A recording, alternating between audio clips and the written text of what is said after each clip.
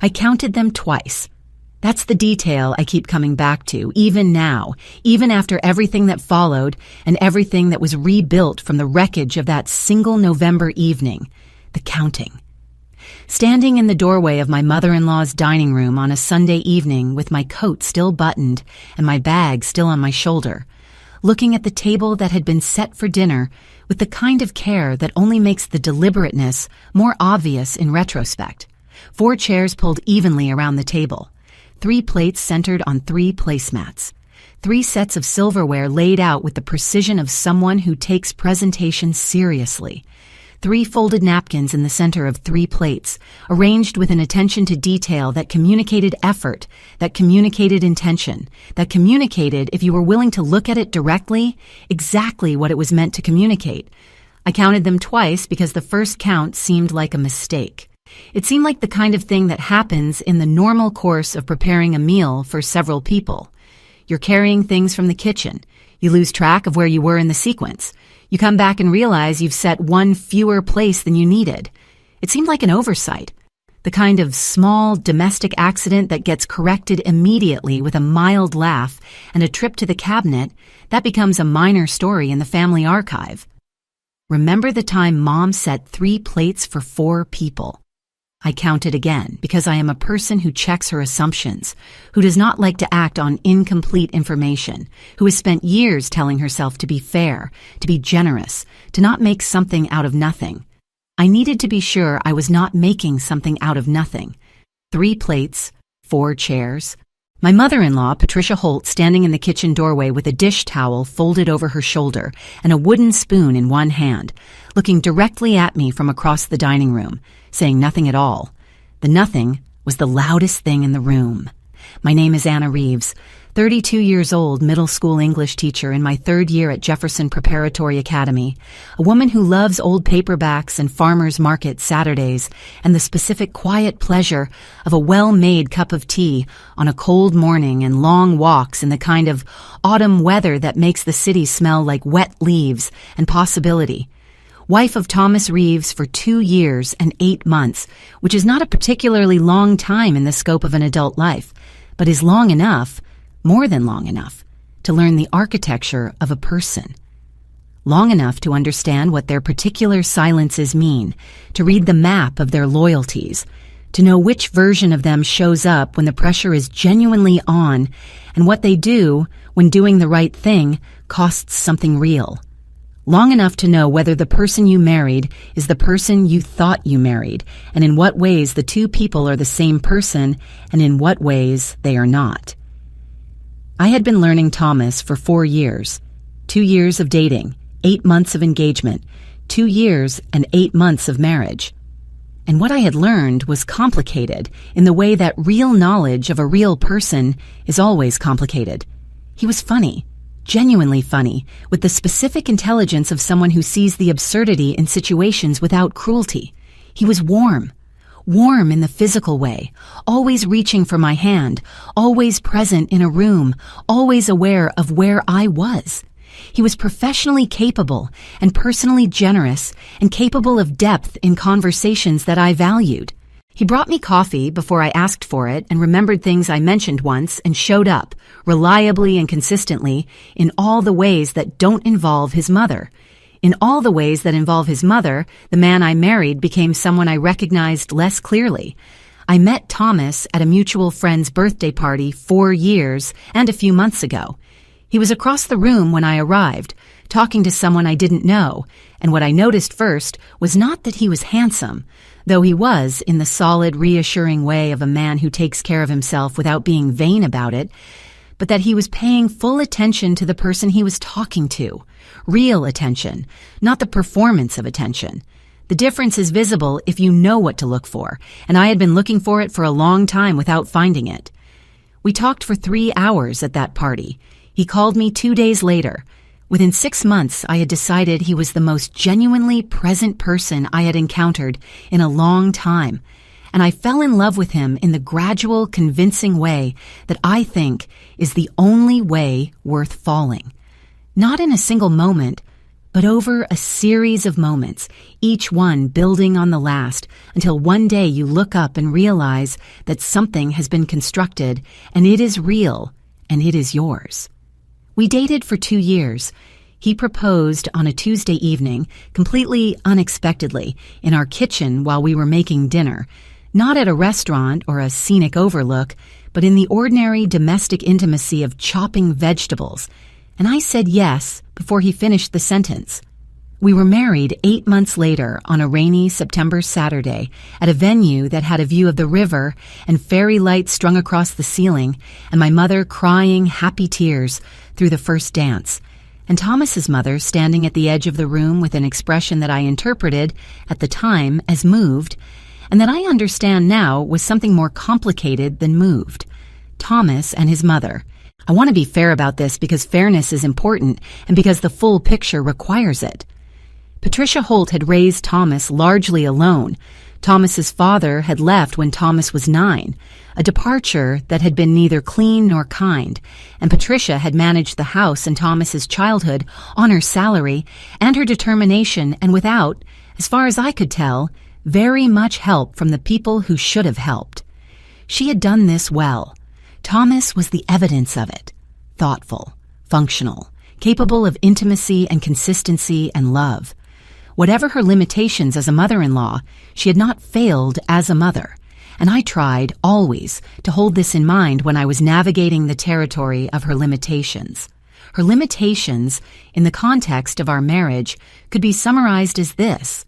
Patricia Holt had raised Thomas to be hers, and she had not fully reckoned with the fact that marriage meant he would become, in the most fundamental sense, someone else's too. Not transferred ownership. That is not how marriage works, and not what I was asking for. But shared. Primary. The person whose daily life was lived with me, whose private thoughts were shared with me, whose future was being built with me. Patricia had not made room for this in her understanding of what Thomas's marriage meant, and the absence of that room expressed itself in 100 small ways that were each, individually, dismissible, and together formed a pattern that I had been living inside for 2 years and 8 months. She called him every morning. 7:15 to 7:30 was her window, reliable as a utility, and for 2.5 years the sound of Thomas's phone going off during breakfast had been the small daily percussion of another woman's claim on the beginning of his day. He always answered. He always stepped away. The conversations were brief, 10 minutes at most, and when he came back he was the same Thomas, warm and present, but the interruption was structural, and structures matter. She sent gifts, birthday gifts, holiday gifts, the occasional just because gift addressed to Thomas alone, not to us, not to Thomas and Anna, but to Thomas, as though I had not changed my name to his, as though there was not an "and Anna" in the address. She referred to our apartment for the full first year of our marriage as Thomas's place, always that, never your place, or your home, or any construction that acknowledged the home as jointly inhabited and equally owned. When we were in a room together, the three of us, she spoke to him across me, not around me, a physical geometry of conversation in which I existed in the room but not in the exchange, a satellite to a central relationship that had its own gravity and its own rules. I had spoken to Thomas about this, not once, several times, in the careful, considered language of someone who is trying to be fair and trying to be clear simultaneously, who is aware that family dynamics are complicated and that nobody is simply a villain who does not want to be the wife who creates ruptures between a man and his mother over slights that might be unintentional, who has decided that generosity is a value and intends to practice it. I had spoken to him about the phone calls, about the gifts, about the Thomas's place, about the geometry of conversation. Thomas had listened. Thomas was always a good listener, and Thomas had said things like, "She doesn't mean it that way. She's just from a different generation. She loves you, she just shows it differently than you're used to. I'll mention it to her. I know it's frustrating, I hear you." He heard me, and he did not act. This is the combination that is hardest to name and hardest to address because it lacks the clear injustice of being neither heard nor understood. He heard me. He understood me, at least partially. He simply did not translate understanding into action in any way that changed the pattern, because changing the pattern required a confrontation with his mother that cost something, and the cost had, until now, consistently exceeded what he was willing to pay. I understood why. I understood that the reflex ran deep, that a childhood shaped by a difficult departure and a mother who held things together had created in Thomas a specific and durable anxiety about Patricia's disappointment, an anxiety that operated faster than his conscious decisions, that kicked in before he could choose, that turned him into the 9-year-old who was trying to hold things together every time his mother's emotional weather shifted. I understood this the way you understand things about people you love, fully, with compassion, and without any illusion that understanding explains away the impact. The Sunday dinners were her suggestion, offered about 18 months into our marriage as a gesture of closeness. Monthly, she said, to maintain the connection, to stay part of our lives, to have real family time. I had said yes because I believed in the effort, because I thought consistency might build something, because I was not willing to be the person who closed the door on the possibility of a better relationship with her. We had attended every month, almost without exception. I had never looked forward to them. I had never once driven to Patricia's house feeling anything other than the low-grade bracing that comes before something you know requires management. This Sunday, in November, was the 23rd dinner. It was the last one. I want to go back further into that day because the day began in a way that made the evening both more unbearable and, in retrospect, more clarifying. Thomas and I had argued that morning.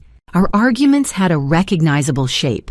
They started with something specific and practical, a particular incident or plan, and they slowly revealed their real subject underneath, the subject that was always the same subject, what Thomas was willing to say to his mother, where his allegiance landed when it was tested, the growing distance between what I needed from him and what he was capable of providing in this specific dimension of our marriage. The morning argument had started with Thanksgiving. Patricia had called Thomas on Thursday. He had taken the call in the kitchen, the usual morning window while I was finishing my coffee, and when he came back, he had the careful, neutral expression he always had when he was bringing me information he knew I wasn't going to receive well. Patricia wanted to host Thanksgiving this year, he said. She was picturing something smaller and more intimate. She had suggested it be just the 3 of us, family only, and she had been specific that this meant not including my parents, because, and these were the words he relayed to me with the slightly pained precision of a man who knows how they will land. It's not that kind of gathering, and you know how Mom is about these things. She had explicitly said not to invite my parents. I set my coffee cup down. I thought about how to say what I needed to say. My parents are my family, I said. We are married. That means our families are both our family. There is no Thanksgiving that includes you and excludes them.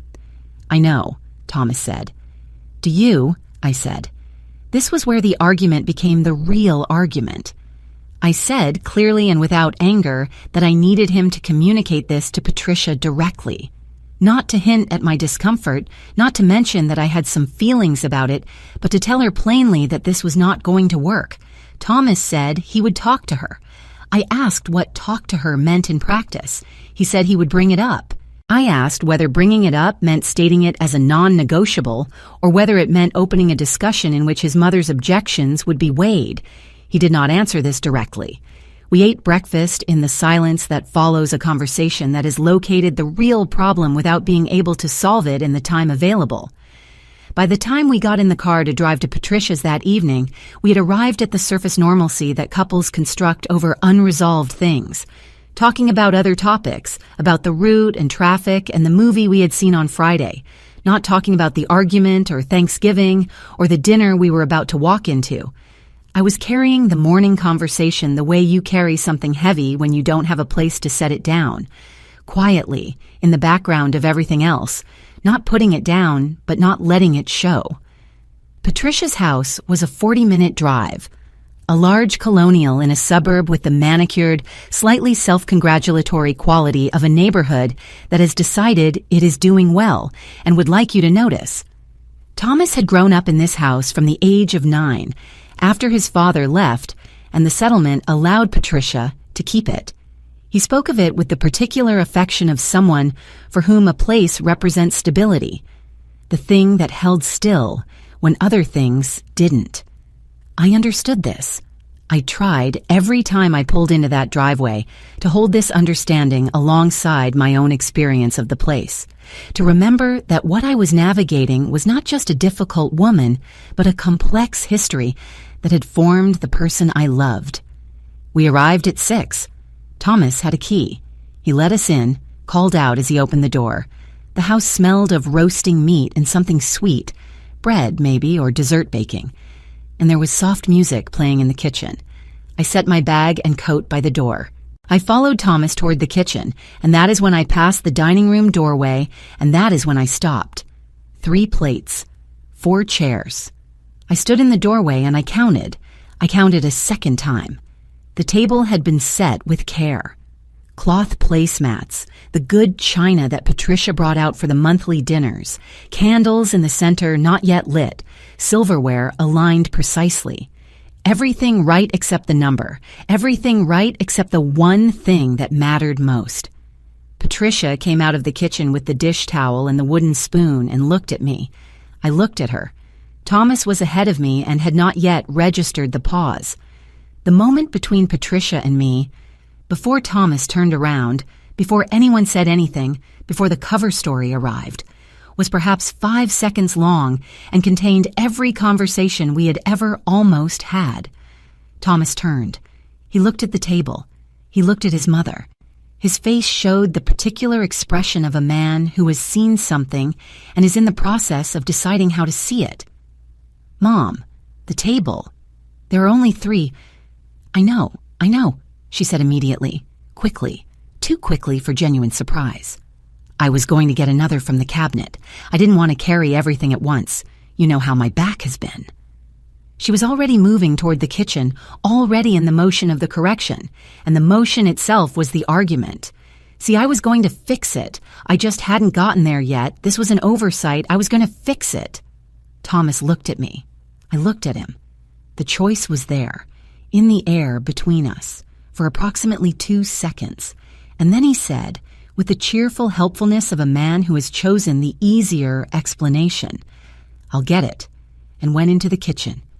Patricia and I were alone in the dining room doorway for a moment. She looked at me with an expression that contained, if you were willing to read it, the confirmation of everything I had not said. I read it. I said nothing. I sat down. The plate appeared. The table was reset to 4. The incident was papered over with the efficiency of long practice. We moved into the performance of a normal dinner. Patricia was a good cook. This was one of the uncomplicated facts about her, and there were not many uncomplicated facts, so I noticed it. She had made a roast with root vegetables, and a bread she had baked herself, and a salad with a vinaigrette she made from scratch. The table, now fully set, was beautiful. The candles lit, the good china gleaming, the folded cloth napkins. She had put care into this. The care of the setting was not lost on me. I understood it as the other face of the missing plate, the thing that existed alongside the exclusion. She could hold both simultaneously, the beautiful table and the missing plate, because in her understanding, the beautiful table was for the family that mattered, and the missing plate was simply an honest expression of where I fit. Thomas poured wine. He poured 3 glasses with practiced ease, and then added the 4th with the slight deliberateness of someone who is being careful, and the carefulness itself told me something. He handed me mine. He touched my hand briefly when he did it. A small private gesture, a reassurance, an acknowledgement that something had almost happened and he was trying to address it without addressing it. I accepted the glass and the gesture and said nothing. The conversation moved through the usual channels. Patricia talked about her book club. They had read something she found disappointing, a novel she felt was overrated and insufficiently grounded. She talked about her neighbor Margaret's ongoing renovation, which was apparently creating nuisance noise, and which Patricia felt was inconsiderate, given that the neighborhood had certain standards of consideration. She talked about a television series she had been watching, a period drama set in the 19th century that she found both compelling and historically questionable. She was an interesting conversationalist when she chose to be. This was another uncomplicated fact. She had opinions and knowledge and the ability to deliver both with wit and in another configuration, a configuration in which she had accepted my existence in her son's life as real and permanent and equally valid. We might have been people who genuinely enjoyed each other's company. I said the required things. I asked the follow-up questions. I ate the roast, which was genuinely excellent. I watched Thomas relax into the familiar rhythms of dinner with his mother, watched him become the version of himself that lived in this house, easy and affectionate and present in a way that was real and also slightly different from the Thomas who existed in our apartment. Every person has a self they live in when they're with a parent, and Thomas's maternal self was warmer than his ordinary self, but also, in this specific context, more available to being managed. The conversation was pleasant for the first 40 minutes. This is how Patricia's dinners worked. A long, comfortable surface, and then a comment or a question that opened a trapdoor in it. She had the timing of someone who has learned to wait for the room to relax before introducing the thing that will tighten it. She waited until the main course was well underway, until the wine had done some of its work, until the conversation had established a comfortable enough rhythm that the subject change would feel like a natural continuation rather than an escalation. "I've been thinking about Thanksgiving," she said. I looked at my plate. The roast was good. I focused on the roast. "I thought it would be so lovely," she continued, her voice taking on the particular tone of someone describing something pleasant and appealing, "to have a real family dinner, just the three of us, intimate, the way it used to be before everything got so complicated." She smiled at Thomas, the warm, specific smile she reserved for him, the smile that meant, "And you know what I mean, and we don't need to say it. Remember when it was just us? Before all the additions and merging of everything?" The word additions dropped into the center of the table. Thomas looked at his wine glass. "Additions," I said, quietly. "The way you say a word when you want to confirm you heard it correctly." Patricia looked at me with the expression she used when she felt she had been perfectly clear and was being tediously required to clarify. "I just mean," she said, with a slight lift of her chin that communicated both patience and impatience simultaneously, that the holidays used to be simpler, smaller. Everyone has their own family traditions and their own expectations, and it becomes a negotiation instead of a celebration. "My parents," I said. "You're talking about my parents." "I'm talking about the general principle," she said. "You told Thomas on Thursday not to invite them," I said. "That's not a general principle. That's a specific exclusion." "Anna," Thomas said. "I'd like Thomas to speak to this," I said. I looked at Thomas directly, with the full weight of the morning argument and the plate count and the 2 years and 8 months behind the look. "I'd like to hear what you think, Thomas. Whether including my parents in our Thanksgiving is something you consider reasonable." Thomas set down his fork. He looked at his mother. He looked at me. He had the expression of a man standing on a bridge between two things, aware that the bridge is not designed to hold weight indefinitely, unwilling to choose a side. "Can we?" he began. "Don't say, 'Can we talk about this at home?'" I said. He closed his mouth. "Because we talked about it at home this morning," I said, "and you said you would bring it up. And your mother has now brought it up herself, which means this is the conversation. Right now. This is it." The table was very quiet. Patricia had set down her own fork.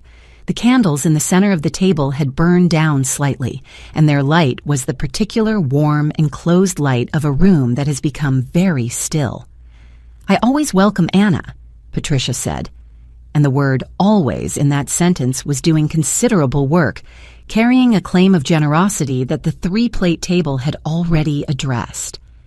"I have always made her feel part of this family." "The table had 3 settings," I said. "I explained that," she said.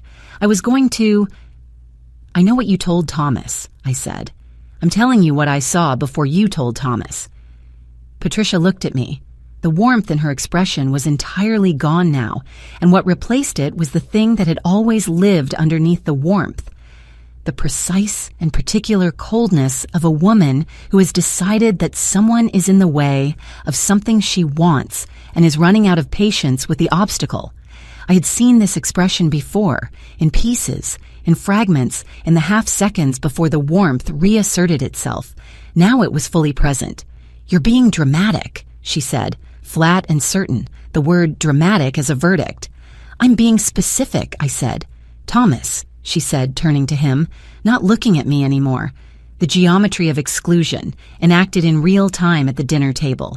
"Your wife is making an accusation based on—" "I'm your son's wife," I said. "Not your wife, mine. His." "Anna," Thomas said, and in his voice was the familiar thing. Not coldness, not unkindness, but the familiar paralysis. The warning in my name, gentle and useless. "Thomas," I said, his name in my mouth carrying everything. "Say something, not to manage this, to actually say something." He looked at me. He opened his mouth. He was going to say something. I could see it forming, could see him reaching for it. And then his mother spoke. "Go on then," Patricia said. Her voice had gone sharp and sudden and entirely unmanaged. The voice that comes when everything that has been held back arrives at once through a gap in the surface. "If you're so determined to be difficult, go, leave, go eat at your mother's. There's plenty of room for you there. There's no seat for you here, and you've known that from the beginning. You have always known that." The room went completely, absolutely still. Thomas stared at his mother. Patricia looked at me with the expression of someone who has said the thing that has been said, who has arrived on the other side of it and is discovering in real time what that other side looks like. I looked at her for a long moment. I felt in that moment an extraordinary clarity. Not the hot, escalating anger I might have expected. Not the tears, not the collapse inward. Something colder and cleaner and more purposeful. The clarity of someone who has been looking at a picture that wouldn't quite come into focus and has watched it sharpen all at once into perfect, unambiguous resolution. I pushed my chair back. I stood up. I placed my napkin, folded once, on the table beside my plate. I picked up my bag from where I had hung it on the back of the chair. "All right," I said. I walked to the entry. I put on my coat. I heard Thomas saying something. "Anna, wait, just—" And then his mother's voice, lower, urgent, and then his voice again, and then silence. No footsteps behind me, no door, just silence, and the sound of my own coat sliding over my shoulders, and the zipper of my bag, and the front door opening under my hand. I walked out. I sat in Patricia's driveway in my car for 45 seconds, not because I was reconsidering. I knew the quality of what I had just done, knew it was right and deliberate and not reactive. But because I am a person who checks things, I checked. Was this anger? No. Was this performance? No. Was this the right thing? Yes. Was I sure? Yes. I started the car and drove home. The 40-minute drive was the quietest drive of my recent life. I turned the radio on after about 10 minutes and then turned it off because silence suited the quality of my thinking better than any sound. I drove with both hands on the wheel and thought about the dinner table and the missing plate and the word additions and the sentence, "There's no seat for you here." I thought about Thomas not speaking. 3 times I had said his name. 3 times I had given him the space to say something, to be my husband in the room where his mother was telling me I didn't belong. And 3 times he had looked at his wine glass or at the floor or at his mother. I did not think about this with anger. I thought about it with the exhausted precision of someone who is finally looking at a pattern clearly and counting its real dimensions. I got home. The apartment was exactly as we had left it. Dinner dishes from the previous night still drying in the rack, his jacket on the hook he always used, the book I was reading on the coffee table with a takeout menu tucked in as a bookmark, the ordinary geography of a shared life. I stood in the kitchen for a moment and looked at it and thought about the word additions. I thought about being described as a complication, an addition, a disruption to the simplicity of a family I had married into.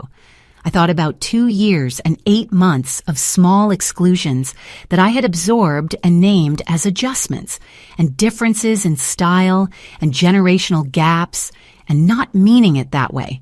I made tea. The ritual of it, kettle, mug, the specific tea I kept for evenings, the 2 minutes of waiting, was steadying in the way of familiar things performed in unfamiliar emotional weather. I sat at the kitchen table with the tea and I called my mother. My mother is Diane, 58 years old, a former social worker now retired, a woman of such practical intelligence and emotional precision that I have spent my adult life intermittently grateful that I have her and quietly in awe of how she processes the world. She listens without interrupting.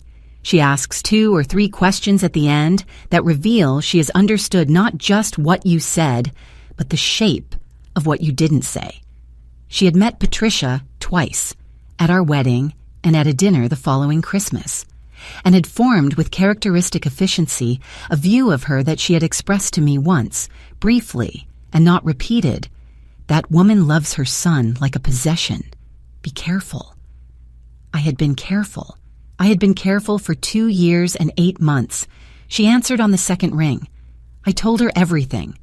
The drive, the table, the counting, the word additions, the Thanksgiving conversation, Patricia's voice going sharp and unmanaged, the sentence that ended, "There's no seat for you here." My mother listened through all of it without a sound. When I finished, there was a pause, and then she said, "Where is Thomas?" "Still at his mother's," I said. "He hasn't called." Another pause. Then, "Anna, what do you need right now tonight?" "To think," I said. "I'm not in crisis. I just need to think." "Think then," she said, "and call me when you're ready. I'm here." I sat with the tea and thought about what I needed. Not what was reasonable, not what was fair to everyone, not what would require the least disruption. What I actually needed from my husband and from my marriage, and whether what I needed and what I was getting were close enough together to sustain what I was building my life on. At 10:42, the front door opened. Thomas came in wearing his coat and carrying the particular expression of a man who spent several hours in the aftermath of a disaster and is not sure whether the disaster site or the person he left behind is in worse shape. He came into the kitchen. He stood in the doorway for a moment, looking at me at the table with my tea. "Hi," he said. "Hi," I said. He sat down. He put his hands flat on the table, open, the instinctive gesture of someone demonstrating they are not armed. "I'm sorry," he said. "What are you sorry for?" I said. Genuinely. The answer was not obvious to me because there were several possible answers and they were not equivalent. He was quiet for a moment. "For not saying something," he said. "When she said what she said, I should have said something immediately. I sat there." "You sat there," I said. "Yes." "I gave you 3 chances," I said. "I said your name 3 times. I asked you directly to speak. It wasn't a fast moment, Thomas. It was a long moment, and you were in it with me, and you didn't speak." He looked at the table. "Why?" I said. A long pause. "I froze," he said finally. "I knew I should say something, and I couldn't. It was like I went somewhere else, somewhere away from the room, and by the time I came back, you were already leaving," I said. "Yes." "Because the only alternative was to sit at a table where your mother had just told me there was no seat for me," I said, "in front of you, and you were quiet." He didn't answer. "Thomas," I said, "I need you to hear something, not as a threat. I'm not giving you an ultimatum tonight. I'm not ready for that conversation yet, but I need you to hear this clearly. Tonight was not the first time. Tonight was the most explicit time, the hardest to dismiss, the time when the thing that has been operating quietly for years became visible and loud, but it has always been there.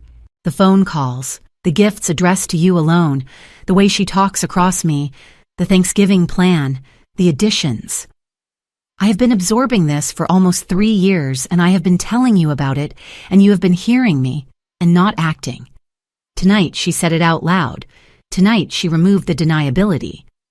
He was looking at me with the expression of a man who is taking in something true and difficult, and knows it is true, and is afraid of what the truth requires.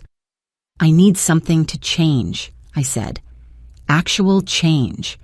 Not I'll mention it. Not she doesn't mean it. I need to be your wife when she is in the room, not just after she leaves. I need you to decide when it costs something, which family you're in. He sat with this for a long time. The kitchen was very quiet. Outside, the street sounds of our neighborhood. Distant traffic, a dog somewhere, the ordinary November night. You're right, he said finally. Everything you said. You're right. We did not resolve anything that night. We went to bed without resolution, and this was the right thing. Some conversations need to be left open, to be carried into sleep and returned to after the night has worked on them. I lay in the dark for a long time listening to the city and thinking about what came next. I had no idea yet about the 99 calls. I know the exact number because I counted them. Not in real time. I didn't know about them until Monday morning, when Thomas came out of the shower and told me about the first few, with the slightly abashed expression of a man who is reporting on someone else's behavior while acutely aware that the behavior reflects on his own history and choices. He showed me his phone.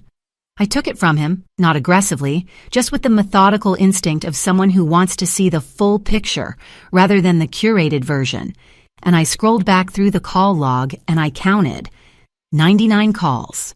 Between 7:43 in the morning and 4:51 in the afternoon on Monday, the day after the dinner. Calls ranging in duration from 2 seconds, the duration of a call that rings once before being declined or going to voicemail, to one extended voicemail that ran 6 minutes and 14 seconds, which meant Patricia had talked for over 6 minutes to the empty inbox of her son's phone. 99 calls across 9 hours and 8 minutes. One call every approximately 5.5 minutes for 9 consecutive hours. I gave Thomas his phone back. I sat down at the kitchen table. I thought about the number 99 and what it communicated about the person making the calls, about the calculation. If it was a calculation, if there was anything that rational operating inside it, behind choosing volume over content, frequency over depth, presence by persistence, over the harder work of actually saying something worth saying. She wants to apologize, Thomas said. He was standing with his coffee, looking at me with the careful expression he had been wearing since he came home the previous night. She wants to reach you, I said. Those are different things. He considered this. I haven't picked up, he said. I wanted to talk to you first. About what? I said. About what you said last night, he said. About what needs to change. We had the conversation over that Monday morning, the real one, the one that had been forming across the previous night, the one that arrived without the heat of the dinner or the immediate aftermath. Thomas said things he had not said before. He said he knew that his management of his mother's behavior had been a consistent failure. He said she doesn't mean it was a reflex, not a belief, that he had used it because believing it cost nothing and addressing it cost a great deal. He said that he had been afraid of his mother's disappointment since childhood, not in a dramatic way, but in the persistent structural way of someone for whom a parent's unhappiness has always been the primary thing to prevent, the organizing principle of their emotional responses, operating beneath consciousness and faster than deliberate choice. I listened to all of this. I listened for the line between insight and intention because I had learned, in this marriage and before it, that insight without intention is a sophisticated form of the same inaction. It describes the problem more accurately while reproducing it at the same rate. What are you going to do about it? I said. Not over time, not eventually. This week. What are you going to do? I'm going to call her back, he said. Today. And I'm going to tell her, specifically, that what she said was not acceptable and that it cannot happen again. Not you upset Anna. not things got heated. Specifically, what she said, by name. And Thanksgiving, I said. Both families, he said. Non-negotiable. And then, I said. He looked at me. I think I need to talk to someone, he said. A therapist. I've been thinking about it for a while. Before last night, even. I think I have things to work through that predate you and that I've been dragging into our marriage without dealing with. I think I need to do that. With me? I said. Together? Together, he said. And on my own. Both. I looked at him across the kitchen table. The morning light was coming through the window at the angle it always did in November, low and pale and making long shadows. I thought about what Rachel would say. Rachel would say that one conversation and a plan to see a therapist was a beginning and not a resolution, and Rachel would be right. I thought about what my mother would say. My mother would say that the question is whether the change is real, and the only way to know whether it is real is to watch it. I thought about what I had said the night before. I need to be your wife when she is in the room. Okay, I said. Call her. He went into the bedroom and closed the door. I sat at the kitchen table and graded papers, or tried to, opening the folder and looking at the first essay without reading it, listening to the quiet from the other side of the door. 23 minutes later, he came out. His face had the look of someone who has just come through something demanding, not destroyed by it, but altered, slightly rearranged. How was it? I said. She cried, he said. He sat down. Immediately, before I finished the first sentence. What did you say? I said that what happened at dinner last night was not okay. That telling you there was no seat for you was cruel, and that I should have said that in the room and I didn't, and I'm telling her now that it cannot happen again. He paused. She said she was under a lot of stress. She said she didn't mean it the way it came out. Did she say what she was apologizing for? I said. In her own words. A pause. She said she knew the comment was hurtful, he said. The comment, I said. Yes, not the specific words. No, he said. This was expected. Patricia was not a woman who would easily say, I told my daughter-in-law there was no seat for her in this family. Saying it that way meant confronting the fullness of what she had done, and Patricia's relationship with the fullness of what she had done was, like her relationship with most discomforting things, one of strategic avoidance. The partial apology was the apology she was capable of at this point. I filed this accurately without giving it more credit than it deserved, and without dismissing the fact that it was something. Thanksgiving, I said. I told her, he said. Both families, non-negotiable. She went quiet for a while. And then? She said she needed to think about whether she was up for hosting something that large. That's her prerogative, I said. We can host. He looked at me. Here? Here, I said. Both families. If she can't host both, we host both. Something in his face shifted. Something small and significant. The expression of a person who has just been shown what partnership looks like in practice. What it means to have someone standing with you rather than waiting to see which way you'll face. Okay, he said. Yes. The call slowed after he spoke to her at lunch. He had called her again between meetings and told her to stop. Told her that 99 calls in 9 hours was not communication. It was coercion. It was the emotional equivalent of standing outside someone's window and refusing to leave, and he would not be available to receive it. She had cried again. He had not reversed what he said. By 4 o'clock Monday afternoon, the calls had stopped entirely. This was progress. I marked it as such, precisely without inflating it. Patricia had received a boundary, had tested it with the full force of 99 calls, and the boundary had held. One held boundary was not a pattern, but it was the first one, and first ones are the hardest because they establish the precedent and everything after them either confirms or erodes it. I called Rachel on Monday evening. Rachel Kim, 35, therapist in private practice.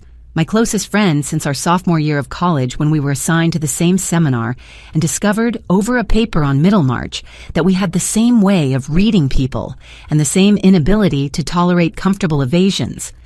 She had followed the entire arc of my relationship with Thomas and Patricia with the attention of a person who cares and the analytical clarity of someone trained to see structures.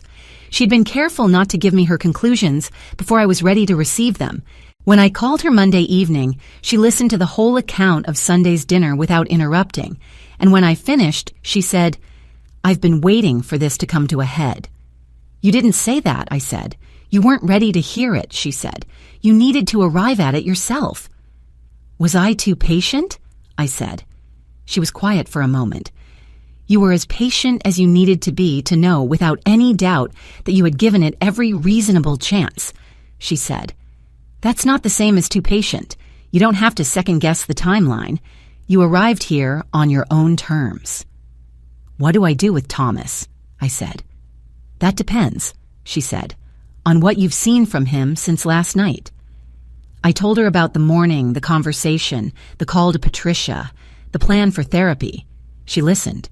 "That's more than I expected this quickly," she said. "I'm not saying it's enough. It's clearly the beginning and not the resolution. But the difference between a man who says, 'I'll mention it,' and a man who says, 'I know I need to deal with this in therapy and I'm going to,' is real. It's worth something." "How do I know it'll hold?" I said. "You watch it," she said simply. "That's the only way. You watch whether the change is in his behavior when his mother is in the room, not just in his intentions when she isn't. You watch it over months, not days, and you decide, based on what you actually see, whether it's enough. And if it isn't," I said. She paused. "Then you know that too," she said, "and you decide accordingly." The therapist we found was Dr. Helen Marcus, who came to us through Rachel's professional network with the description, "Practical, direct, not interested in helping people feel better about problems that need solving." The first session was on a Wednesday evening 3 weeks after the dinner. The office was on the 14th floor of a building downtown, with a view of the city that I found unexpectedly grounding. All those ordinary lives continuing their ordinary business in the lit windows below. The city as evidence that life goes on at its standard rate, regardless of the particular crises being processed 14 floors above it.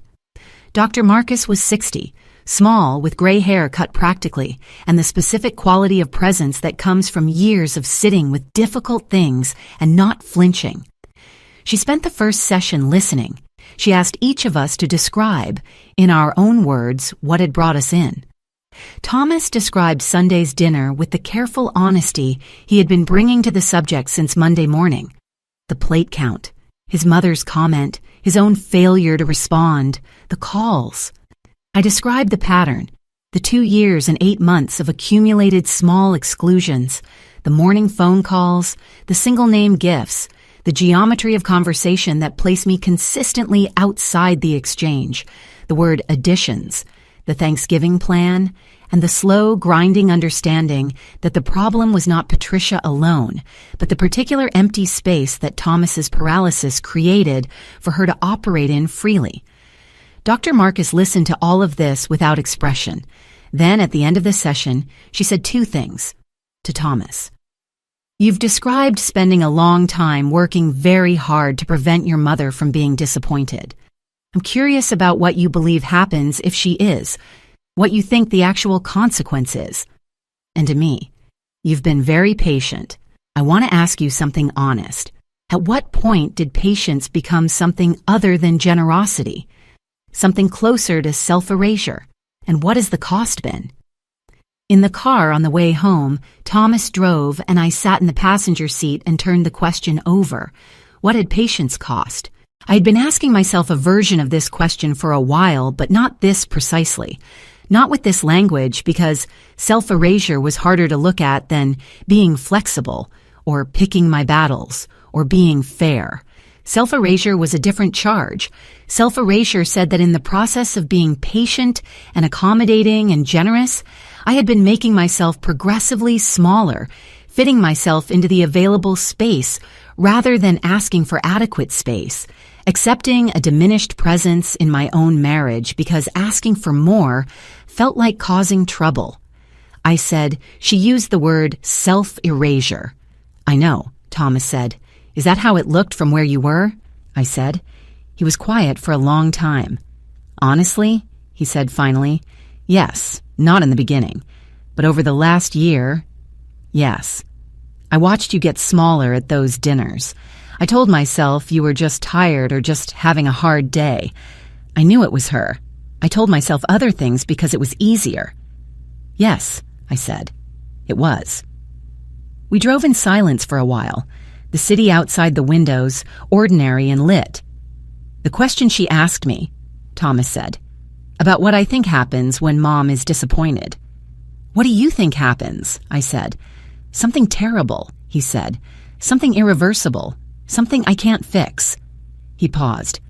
Except nothing terrible has actually happened. When she's been disappointed before, she's upset for a while and then she adjusts and things go on.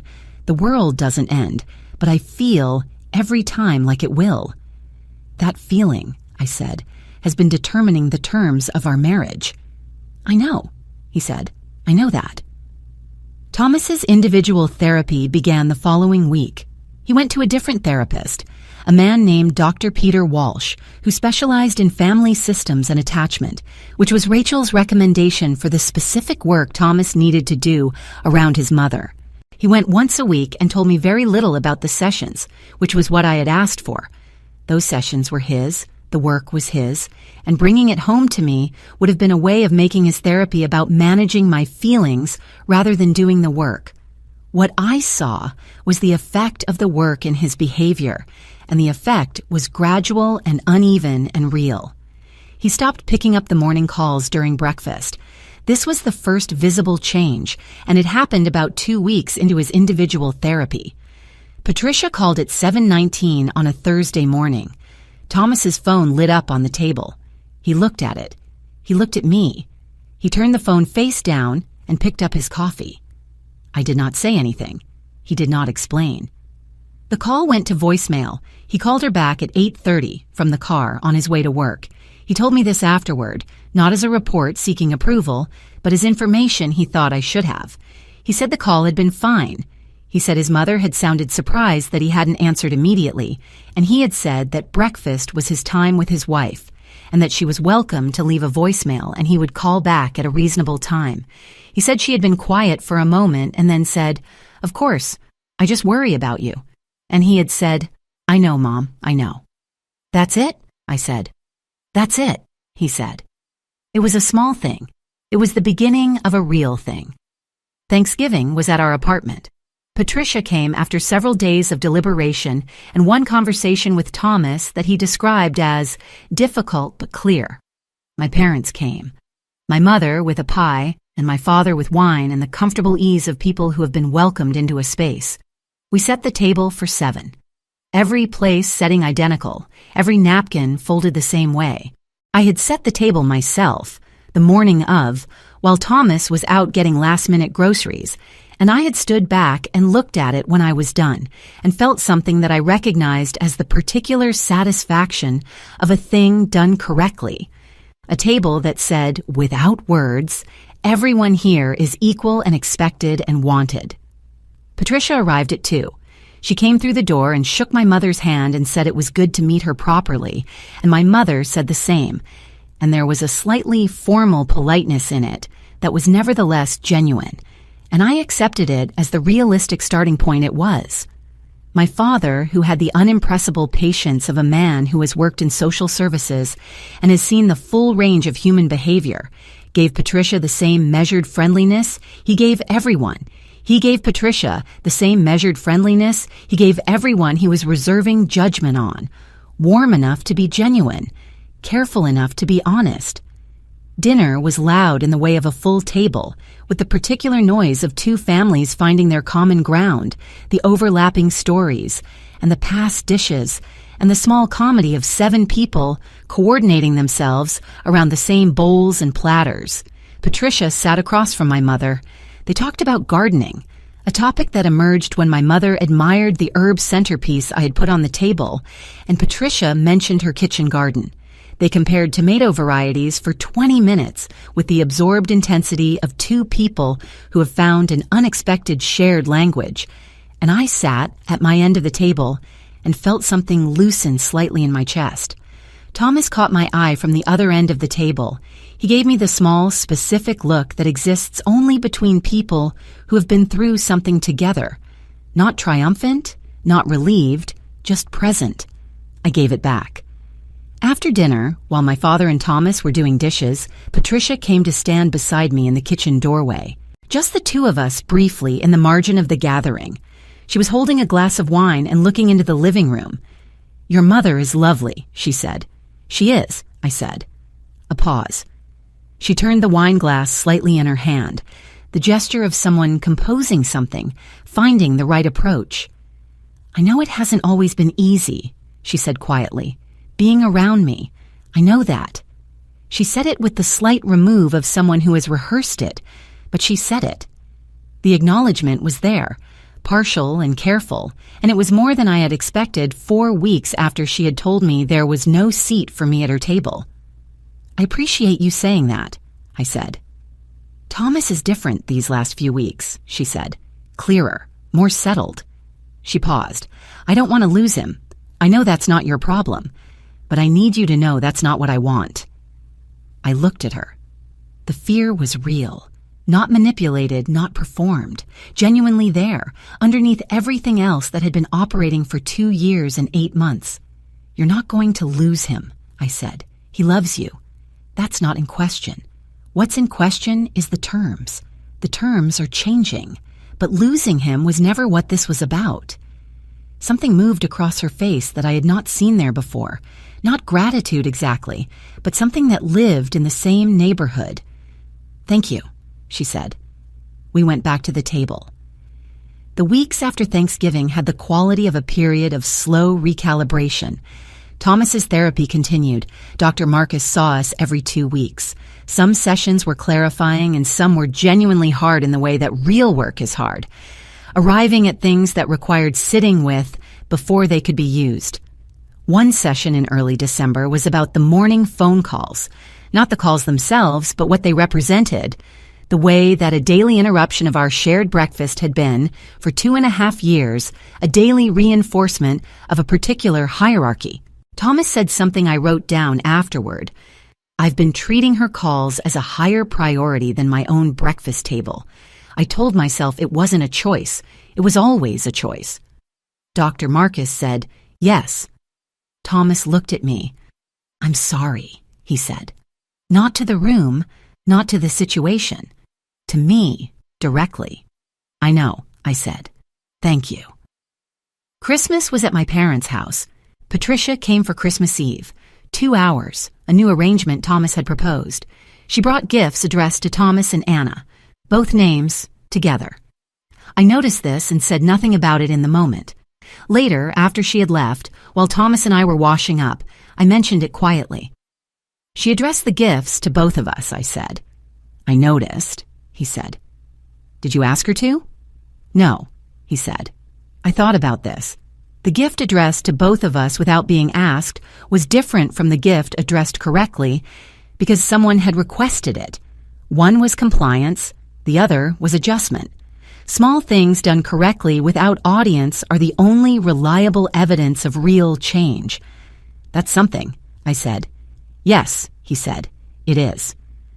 In our final session with Dr. Marcus, not because we were finished, but because we had arrived at a stable enough place to continue without the regular structure, she said something I have thought about often since. She said, "The work you've done isn't about fixing Patricia. You cannot fix Patricia. The work is about the two of you deciding what your marriage is, who is in it, what its terms are, what it is for. Patricia will be who she is. The question is what you build around that reality." Thomas said, "I think I finally understand that." I said, "I've understood it for a while. What I needed was for you to understand it too." Dr. Marcus looked at us both. "That's the work," she said. "That's exactly it." In March, 4 months after the Sunday dinner, I went back to Patricia's house for the first time. Not for a Sunday dinner.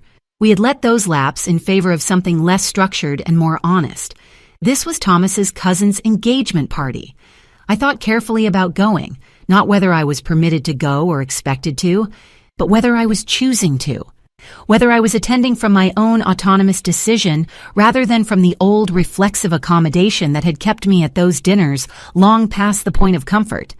I decided to go, because the cousin was someone I genuinely liked, because avoiding the house indefinitely was its own kind of surrender, and because I was no longer the person who had sat at that table counting plates.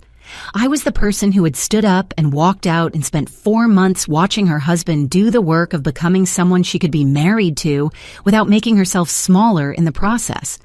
Patricia met me at the door.